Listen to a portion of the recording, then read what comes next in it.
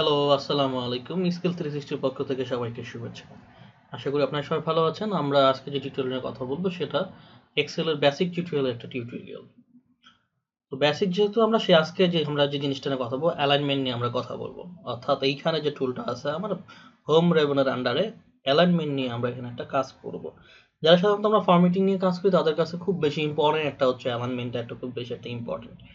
দেখেন আমাদের এখানে যে ডাটাগুলো আছে এই ডাটাগুলোকে আমরা সবগুলো ডাটাগুলো একটু বড় করে যদি দেই তাহলে আপনাদের জন্য বুঝতে সুবিধা হবে। ওকে, এখানে দেখেন সবগুলো কিন্তু হচ্ছে গিয়ে কি আমার লেফট অ্যালাইনমেন্টে আছে, বাট আমি চাচ্ছি এটাকে হচ্ছে মিডিলে নিয়ে যেতে প্রত্যেকটা এটাকে। তাহলে আমি যদি এটাকে সিলেক্ট করি, সিলেক্ট করে যদি আমি এখান থেকে জাস্ট এই যে এখান থেকে মিডিলে সেন্টার ইয়ে করি, দেখেন সবাই সেন্টারে চলে আসছে সব। আবার যদি আমি এখানে রাইটে নিয়ে আসি, দেখেন সব কিন্তু রাইটে চলে আসছে। আবার যদি আমি চাই যে এইখানটাকে হচ্ছে মিডিলে রাখবো, আমি মিডিলে রাখার পর হচ্ছে এটাকে আমি উপরের দিকে নিয়ে যাব, দেখেন এটা কিন্তু নিচের দিকে চলে আসছে এই যে সবগুলো। তাহলে হচ্ছে আমি এখানে উপরে নিয়ে গেলাম, আবার হচ্ছে কি এটাকে আমি নিয়ে গেলে আরো উপরে চলে গেল। ঠিক আছে, তাহলে এটাকে আমার মিডিলে রাখতে হবে এইখান থেকে। তাহলে আমি এই 6টা জিনিস ইউজ করে আমি ইচ্ছা মতো এটাকে ফরমেশনটা চেঞ্জ করতে পারি। আমি লেফটে রাখবো না রাইটে রাখবো, যেমন এখানে আমার এটা আছে, এটাকে আমি চাইলে উপরের দিকে নিয়ে যেতে পারি। দেখেন এই যে এটা মাঝখানে চলে আসলো, এটা মানে হচ্ছে উপরে চলে গেল। আবার যদি আমি বলি যে না এটা আমি মাঝখানে নিয়ে আসবো, এই দেখেন এইদিকে চলে গেল। আবার লেফটে নিয়ে আসবো, ওকে ফাইন লেফটে আছে। এবার আসেন, এটা তো আমরা দেখলাম। এই যে ওয়ার্ক জিনিসটা কি, ওয়ার্ক টেস্টটা আসলে কি?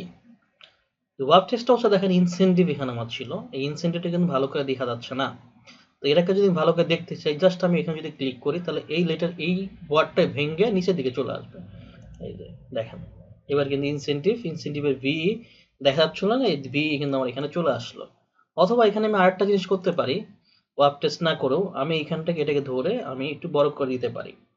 আসলে ওয়ার্ক টেস্ট আমরা কখন ইউজ করি, যখন হচ্ছে গিয়ে কি আমার যে পেপার সাইজ যে প্রিন্ট দিতে চাচ্ছি, প্রিন্ট মানে সাইজ বেশি হয়ে গেছে নিচ্ছে না, তখন আমরা ওয়ার্ক টেস্টের মাধ্যমে এই কাজটা আমরা করে থাকি।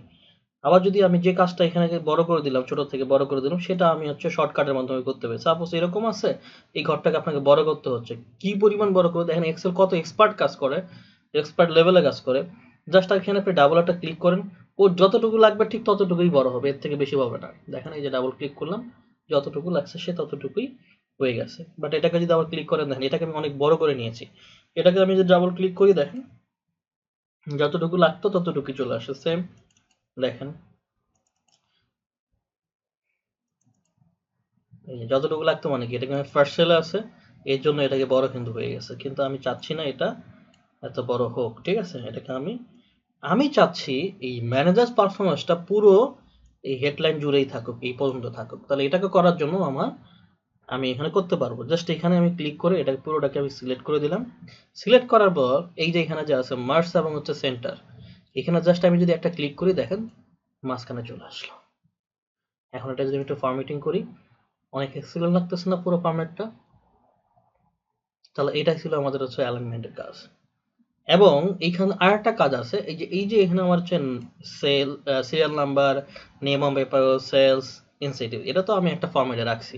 আপনি যদি চান এটাকে হচ্ছে কি আড়াআড়ি রাখবেন, নাকি হচ্ছে কি আপনি ভার্টিক্যালি রাখবেন, নাকি হরিজন্টালি রাখবেন, আপনি চাইলে এখান থেকে চেঞ্জ করতে পারবেন। এই যে এ বি, এই যে দেখেন এটা যদি আমি চাই এটাকে আমি এভাবে করে দিতে পারবো।